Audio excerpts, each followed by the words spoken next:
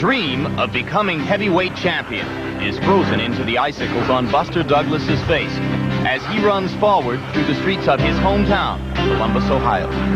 Douglas runs not away from his past, but toward his date with destiny. James Buster Douglas's past is a proud one. His father, Bill Douglas, was an excellent light heavyweight who fought several champions in his time. After he retired, Bill devoted his efforts to training his son, James. I was, at birth, introduced to boxing. I had a burning desire to want to fight. I used to, harp on my father about taking me to the gym because he ran that gym. And, he kept me off for as long as he could, and eventually he just took me in. And I went in there and liked it. As an amateur, Buster enjoyed immediate success, and he turned professional at 21. His early career was marked by striking success and discouraging failure. James Douglas that was then isn't the same James Douglas as now. My determination level is phenomenal compared to how it was then, because I felt as though, there was a lot of things that distracted me, and I let distract me. But now, I got a total focus. Once I come out the dressing room, I know everything's over. All the hard, the 3 months or whatever I trained for the fight, it's come to this final moment. It was once said, a fighter should pray for a sound mind in a sound body. Mike Tyson is a fighter whose prayers have been answered. I'm a master fighter. I go in there and fight. I could beat anybody in the world in fighting. No, I'm not talking about going in there and master jabbing, slipping side to side. I'm talking about going there and fighting and doing everything I know with all my knowledge, and they're using everything they know. I'm the best fighter. And now we are live once again in Korakuen Stadium in Tokyo, Japan, where coming up you're about to see Mike Tyson's 10th defense of his undisputed heavyweight championship, about scheduled for 12 rounds, against today's challenger, James Buster Douglas of Columbus, Ohio.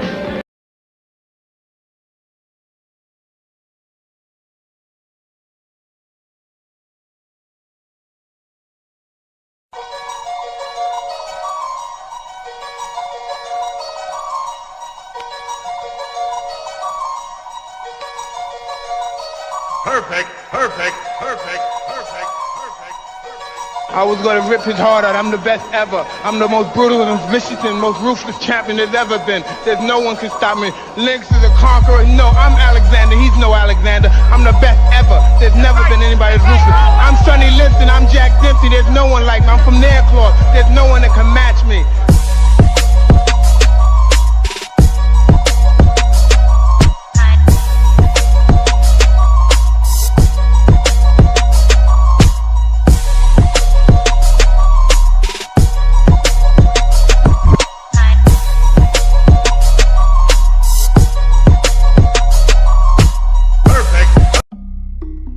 What's good to hard hitters out there? It's your man, Carl Cleveland. You know who I am. I'm the right-hand man of Chuck P, C-Ville's finest, coming at you with another installment of Carl's Corner, Buster Douglas and Mike Tyson. I'm going to be honest with y'all hard hitters, man. Y'all requested this video, but this was a hard one from me. I'm going to let you into my life a little bit. I was about 4.5 years old when this fight took place, and this is the first time I can remember myself crying at any time. That I remember crying after this fight. So my man Buster Douglas from Columbus, Ohio. It's a 42-1 underdog in this fight. Shouldn't have went down the way that it did, but we're gonna go over it, man. And I'm gonna let y'all know though, man, this fight is a representation of hard work beats talent that don't work hard. And took place in Tokyo, Japan. What was that? February 11th, 1990. So let's get right into this, man. Round one. Buster Douglas comes out. He's popping that jab. Jab, jab, jab. Jab, jab, jab. Right hand. He's landing some good shots. He's tying up. He's using lateral movement, and he's keeping Mike Tyson frustrated. This fight, you can tell, this was actually the best shape I've ever seen Buster Douglas in his entire career. All right. And I'm glad you guys had me go back and watch this, because I've only watched this fight. This was my third time. First time when it happened, second time as a teenager, now the third time for you guys. And this third time I watched it, I saw something in the first round I didn't see the last two times. Of course, that first time, me being too young, I ain't gonna remember that shit. But about halfway through the round, Mike Tyson had Buster Douglas on the ropes, and they was clinching. The ref was trying to break it up. Y'all know how Mike is. He rough, tough, tumble. He tried to get a little dirty with Buster, and Buster gave him a two-piece minus the biscuit. And that let me know that Buster was there. He was there to fight. He wasn't afraid, and he wasn't on that bullshit. And if you're trying to beat Mike Tyson, those are the three things that you need to have, all right? Now, first round, like I said, Buster Douglas was popping that jab. He was keeping Mike frustrated. Mike was not using no head movement at all. He just came straight up and down and was getting popped. Pop, pop, pop. Pop, pop, pop. Buster Douglas was throwing combinations, and it was like, all right, man, all right, but maybe Mike just need to get warmed up. You know what I'm saying? You know, Mike, sometimes, if he ain't knock you out in the first round, he could be a slow starter with some of his better competition.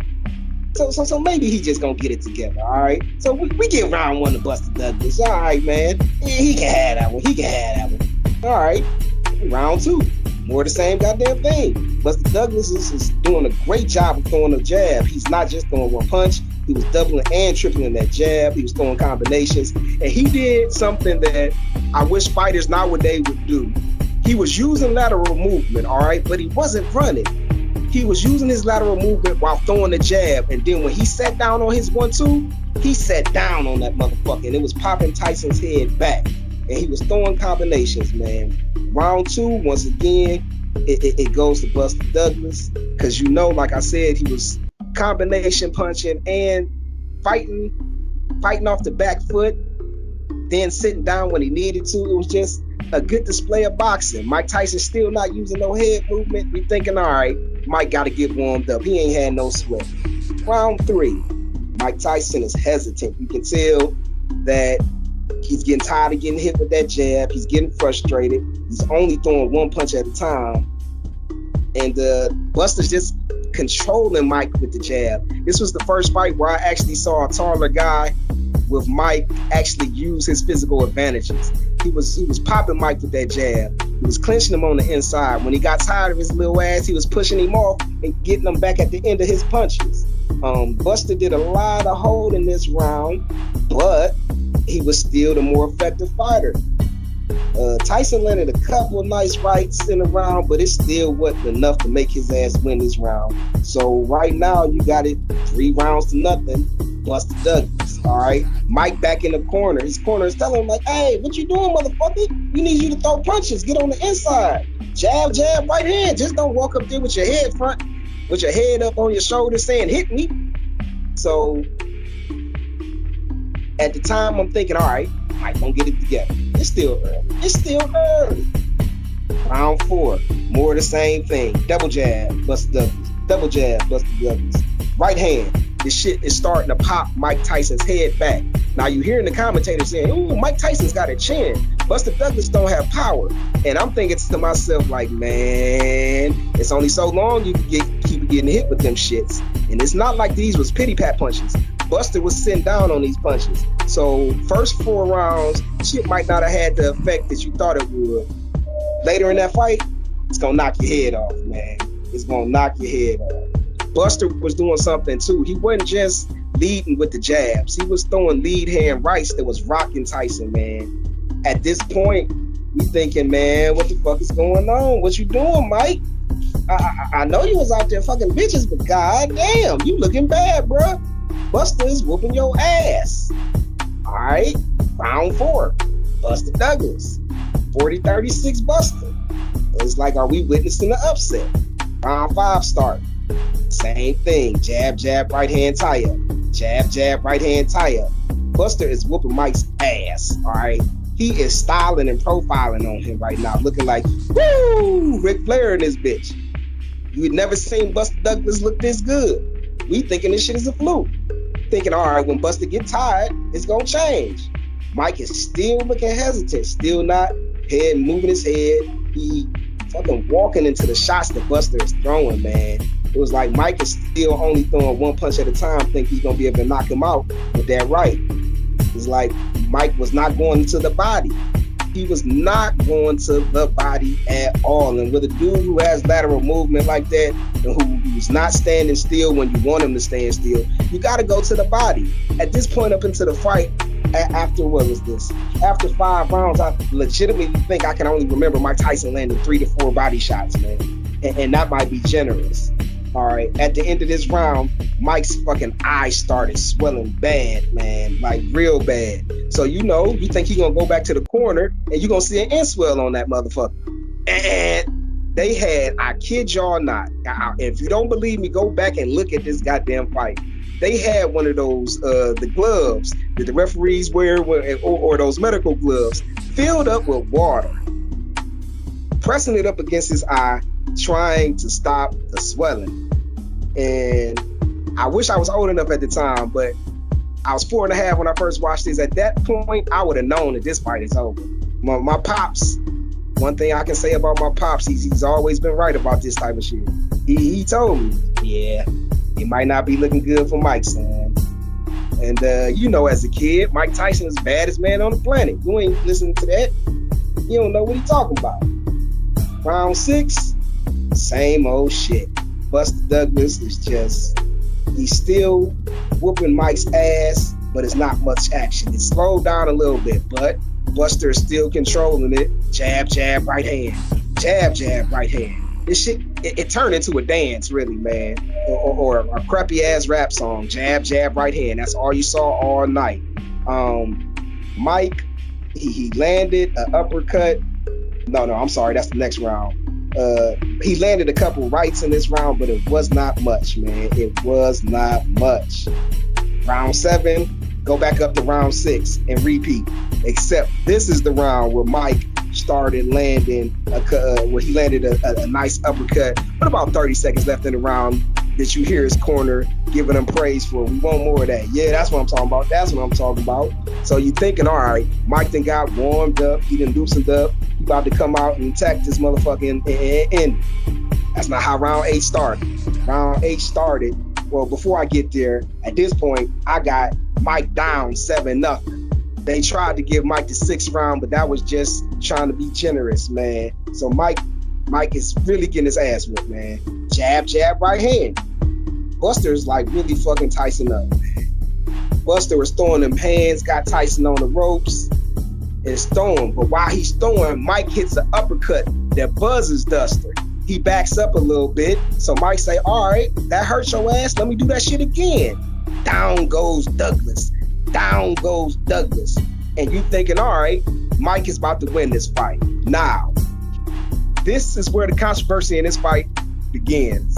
Because when it happened, I thought they was just full of hot air and full of bullshit. When people was talking about, man, Buster Douglas was down for 10, 11, 13 seconds. I was watching the video, all right? And I think on the video, when he went down, it was 52 minutes, 48 seconds, all right? Buster Douglas didn't get back up till it was 53 minutes and 2 seconds. That is actually 14 seconds that his ass was down on the canvas, all right? This fight should have been over right then and there, but it wasn't. And something else that I'm going to point out right now is Buster made it to his feet at 9, knees bent, and the referee didn't count to 10. He let Buster keep going, all right? I think it was because it was at the end of the round, because as soon as Buster got up, Mike started coming forward. Ding, ding, ding, ding, ding. Buster Douglas is literally saved by the bell. But I want you guys to go back and look at that knockdown. Buster Douglas was not about to get up, man. He was like, damn, I gave a good effort. I know I promised my mom that I was going to do this for her. She passed away. I just ain't going to be able to do it. And then he look up and hear the referee is only at 4. He was like, what? Oh, let me get my ass up. And that's what he did, all right? Round 9, you thinking Mike Tyson's about to come out? He's smelling blood in the water. He just knocked down Buster Douglas round 8. So Mike Tyson comes out aggressive, all right, trying to end the fight.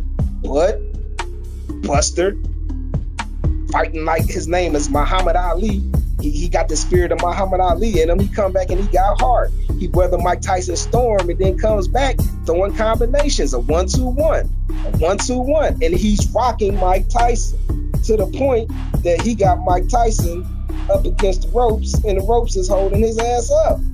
It was not looking good. Mike Tyson looking like all that momentum he just gained in that last round, it was gone because Buster almost knocked his ass down in the 9th round. If it wasn't for the ropes, he would have fell into the goddamn crowd. That's how staggered Mike was looking, all right? Round 10 comes. And yeah, man. Buster hit Mike with that uppercut, followed with that 1-2. Mike takes the canvas. Mike mouthpiece come out. Mike trying to get up. 1, 2, 3. Mike on his knees looking for his mouthpiece. 4, 5, 6. Mike got that mouthpiece. Put that motherfucker in his mouth. It's halfway out. 7, 8, 9. Mike get on his feet. His knees is bent. About to stand all the way up.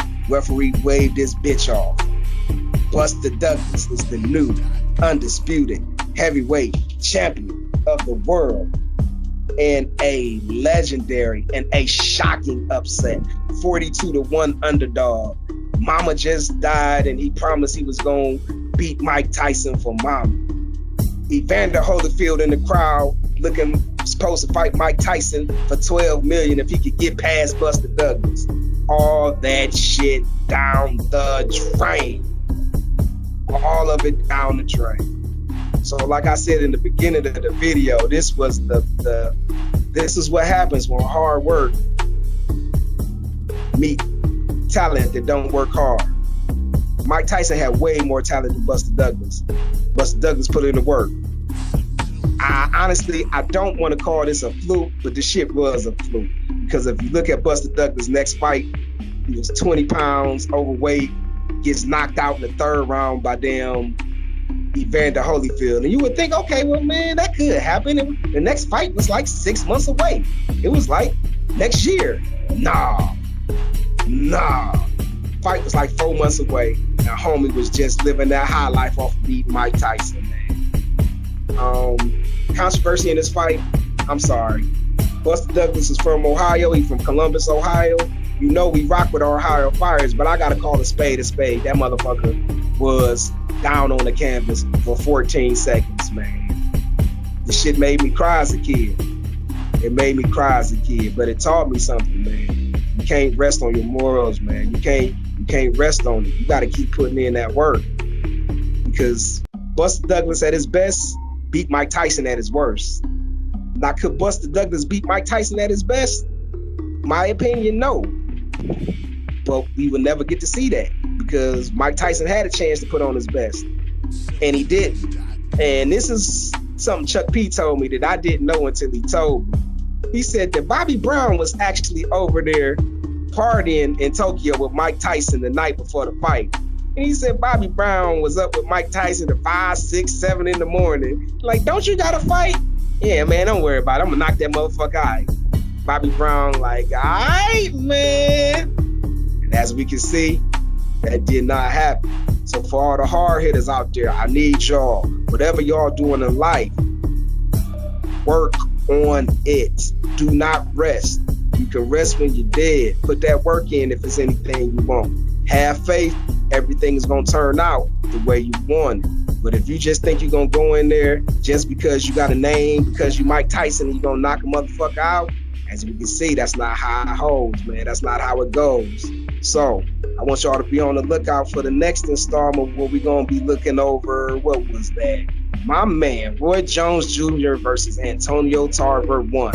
Another controversial fight. You know we like to, you know what they say, controversy sells. We like to keep it popping like that. Carl Cleveland, I'm out.